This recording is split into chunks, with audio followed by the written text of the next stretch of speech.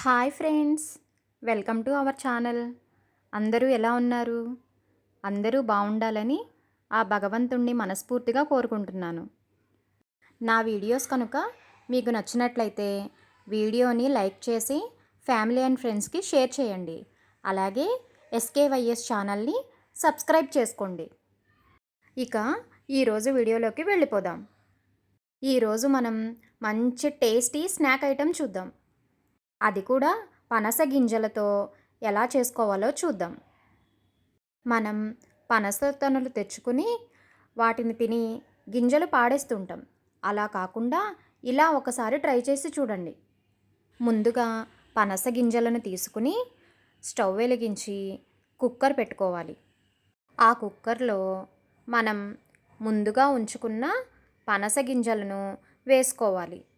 వేసుకుని దానిలో సరిపడా వాటర్, అంటే గింజలు మునిగేంత వరకు వాటర్ వేసుకోవాలి. నేను ఒక గ్లాస్ వాటర్ వేసుకున్నాను. దాని తర్వాత కుక్కర్ని మూత పెట్టుకొని 4 విజిల్స్ రానివ్వాలి. విజిల్స్ వచ్చాక ప్రెషర్ అంతా తగ్గిపోయాక మూత తీసుకుని వాటిని పైన ఉన్న తొక్కను తీసుకోవాలి. ఇలా పైన ఉన్న తొక్కని నీట్గా తీసుకోవాలి.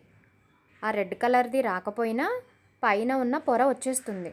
ఆ పొరని నీట్గా తీసుకుని ముక్కలుగా కట్ చేసుకుని పక్కన పెట్టుకోవాలి. ఆ తరువాత ఒక ప్యాన్ తీసుకుని స్టవ్ వెలిగించి ప్యాన్ని పెట్టుకుని దానిలో కొంచెం ఆయిల్ వేసుకోవాలి. నేను ఒక 4 టేబుల్ స్పూన్స్ ఆయిల్ వేస్తున్నాను. ఆయిల్ కాగిన తర్వాత చీలికలుగా కోసిన పచ్చిమిర్చి వేసుకుని 1 నిమిషం వేయించుకోవాలి. తరువాత మనకి తగినంత కరివేపాకును కూడా తీసుకుని దానిలో వేసుకోవాలి.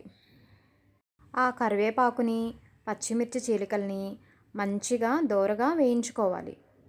అవి వేగిన తర్వాత మనం ముందుగా పనస గింజలను కట్ చేసుకుని ఉంచుకున్న వాటిని దానిలో వేసుకుని ఫ్రై చేసుకోవాలి.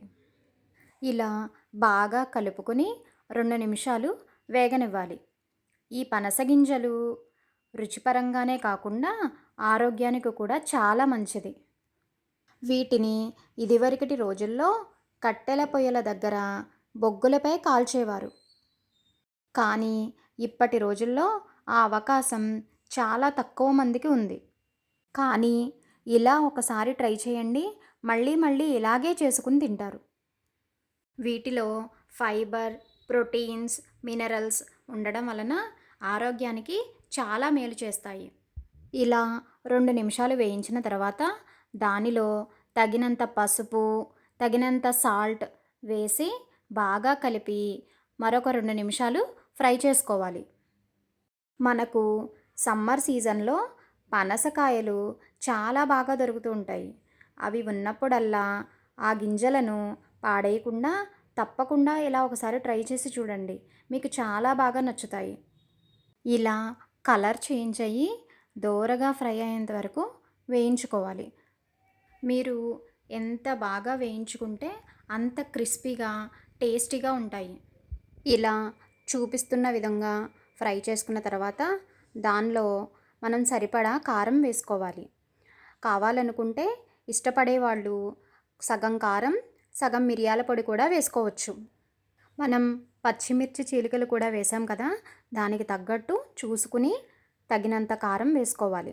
వేసుకుని బాగా కలిపి 2 నిమిషాలు ఆ కారం అంతా ముక్కలన్నిటికీ పట్టేలాగా ఫ్రై చేసుకోవాలి.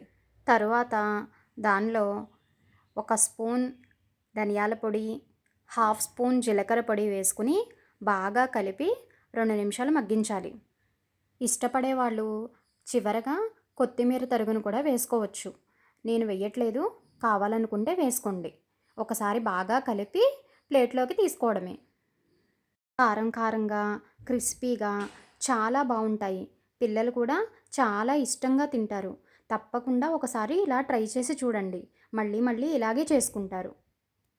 అంతే, చాలా సింపుల్గా, టేస్టీగా పనస గింజలతో ఇలా ఒకసారి ట్రై చేయండి.